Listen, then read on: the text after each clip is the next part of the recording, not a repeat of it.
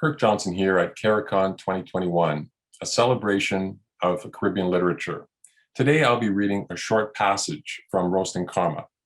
Awaken from illusion, take responsibility for your past actions, and create a life that is truly free. Now, before we get into that small excerpt, I'd like to give you a little bit of background. I had just found out that I had very high blood pressure and was in the emergency department where I almost lost my life. Later, I was admitted to the hospital where I had a very interesting interaction. Here we go. When one thinks of the hospital staff, the first people who come to mind are often the doctors and nurses. But there are a whole host of people necessary to run the day-to-day operations. My favorites were always the orderlies and assistants. Why? To me, they were always more genuine and authentic, probably because they had nothing to prove. There was a Black woman of Caribbean descent that came to check my room, sweep, and empty the bins.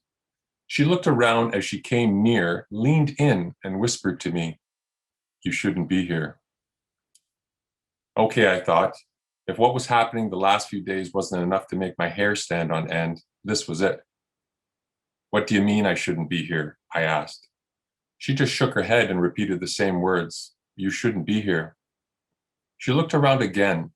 I'm not sure what she was looking for, but I imagine she was just making sure there were no doctors or nurses listening. She whispered again, "I'm going to bring you the number of a woman to call. She knows things. She will explain everything." Then she left the room. I was puzzled by this interaction and wondered what the woman meant. While I wasn't a religious man, I had seen enough movies about voodoo, hoodoo, psychics, and rituals to venture a guess about what this woman was suggesting, and I must say it intrigued me.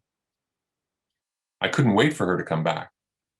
She returned a short while later with a phone number on a card and a plug-in phone for me to use.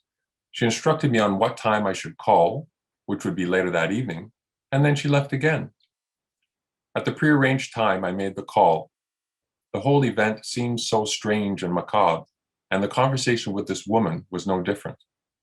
When I dialed the number, it rang, and an elderly, confident, yet mysterious voice answered the phone. I gave my name, and she seemed to know why I was calling.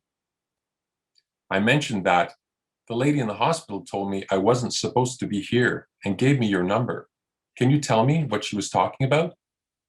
The mysterious voice replied, "Yes, but first I need to find you." Find me? What the heck does that mean? I wondered. I waited for her to continue. The voice returned a few moments later and mused, "This is strange. I cannot find you. This is very strange. It's like you are no longer with us.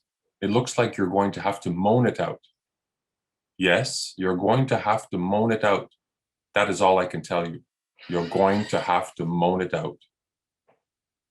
As this was a strange occurrence and my comfort level was not at its highest during this conversation, I accepted the fact that it was all she could tell me. "Thank you, goodbye," I said. A few moments later, my head came out of the clouds. I wondered why I didn't ask her what "you're going to have to moan it out" meant. As fate would have it, I would soon find out. That's all for now. Join me at CARICON 2021.